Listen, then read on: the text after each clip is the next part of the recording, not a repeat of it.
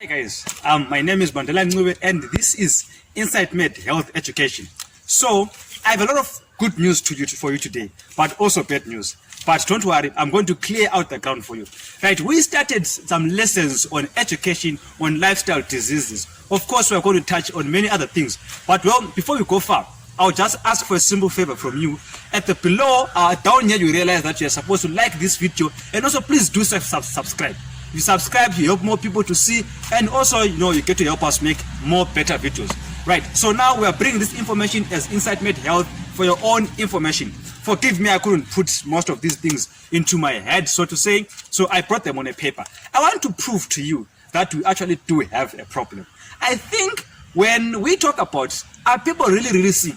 Sometimes we think it's just the people in the hospital. It's probably still someone who's at your home. But if you get to think about it, we really are sick in many ways than we know. So I want to read you some statistics today. We talked about lifestyle disease the last time. If you have seen the previous video, if you haven't seen it, just go look for a video under Insight Med Health which says Introduction to Lifestyle Diseases. And we talked about the risk factors of these diseases, and we talked about what kind of diseases are called lifestyle health diseases.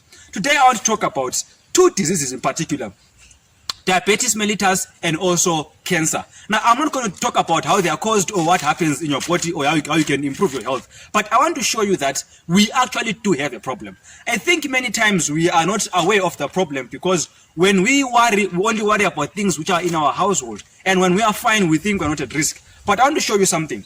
Now, according to the International Diabetic Federation, you can go and Google up all these numbers. I want to just explain them to you.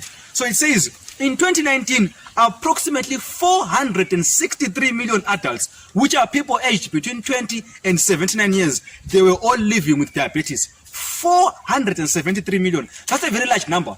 Actually, to make it worse, of those who are above 65, about 1 in every 5 had diabetes mellitus. Diabetes mellitus, now the problem is you can live with it for a longer time, but imagine the cost of treatment. Imagine the life which is with the having to take insulin every day or take oral antidiabetics every day. Whatever thing which is related to the treatment, it is very expensive, very uncomfortable, and sometimes you may not really enjoy your life so much. So it is really a costly problem that we have. And tomorrow, to add on to that, we have 4.2 million deaths. That's a lot of people. We can't have 4.2 million people dying just from diabetes. And we know some have lost their relatives, some have lost friends. So what I'm trying to prove is we actually do have a problem. It is not something I'm making up in my head. We do have a problem. And one thing which is disturbing is that we have a number of about 1 in 2 we aren't diagnosed. There were many people who were not diagnosed. Many people who failed to actually get diagnosed about that disease. And then when you go to cancer, I'll take these statistics from the World Health Organization website.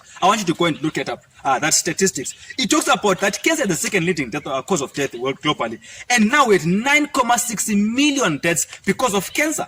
And the cancers which kill many people, talk about lung cancer, colorectal cancer, stomach, liver, and the breast. So generally, we have a problem. The numbers are telling us we have a problem. But more than that, now I want to share with you something.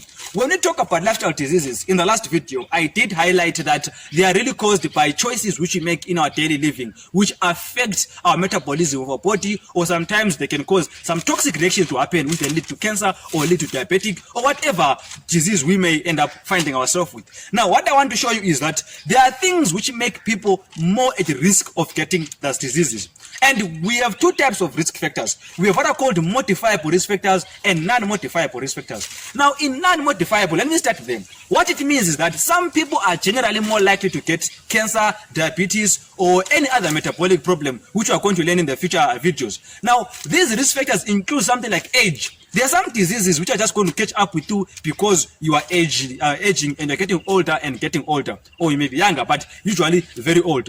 And sometimes we talk about diseases which are linked to some the other gender or the sex. Depending whether you're male or female, you may be at a risk or factor of a certain disease. For example, breast cancer most likely happens in more in women than in men. So you realize that only 1 in 10, in terms of 1:10, that is men to female in breast cancer generally. So that's a non-modifiable risk factor. You can't change your sex, you can't change your age. And then we have things like maybe genetics or we have like family. So some things are related to you, you cannot really change them. But they are what are called modifiable risk factors. Now I want to read something which I quote from the website, from the World Health Organization website.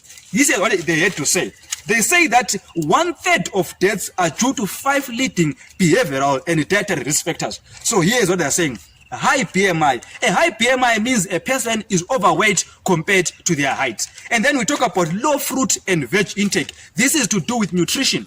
And then we talk about lack of physical activity. We talked about last time. And then we talk about tobacco use and alcohol use. So these 5 things: obesity, lack of physical activity, low fruit and veg, and high tobacco use and alcohol, they actually caused about 1/3 of deaths and conditions, not in cancer. So what I'm trying to prove today is we actually do have a problem. And if we don't act, we may be affected as a world and even as individuals. It is really costly to get treatment because most of these diseases you get life treatment. And now, the last thing I want to say is that even if you're suffering from this disease, you can actually help yourself get better if you actually take care of yourself and you pay attention to some of the things you'll be learning, how you can benefit and how you can improve your health. So until we meet next time, please stay healthy, stay well, be a responsible citizen, and be a responsible person. Thank you so much.